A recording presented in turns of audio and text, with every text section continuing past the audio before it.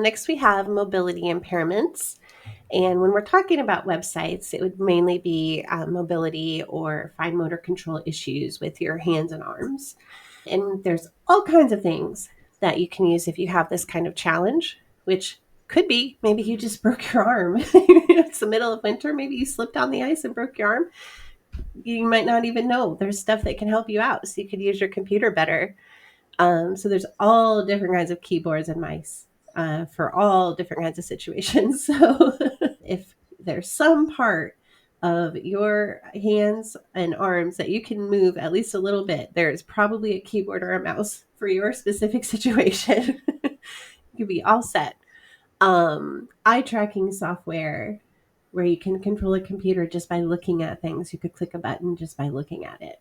There is speech to text where you can talk instead of having to type.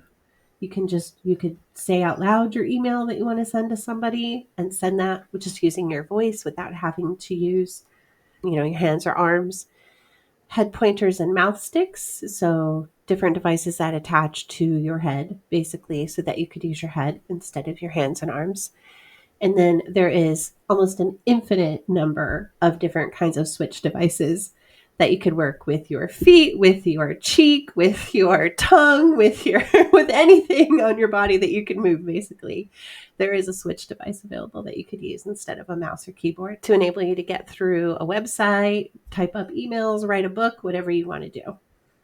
And what kind of stuff do websites need to make sure to implement so that it works with all these devices? They need to make sure that their website works with keyboard only. That's the main thing. And very often doesn't happen. So if you're building a website, put your mouse on the other side of the room and try to use your website with just your keyboard. If you can do that, it will probably work okay with one of these technologies.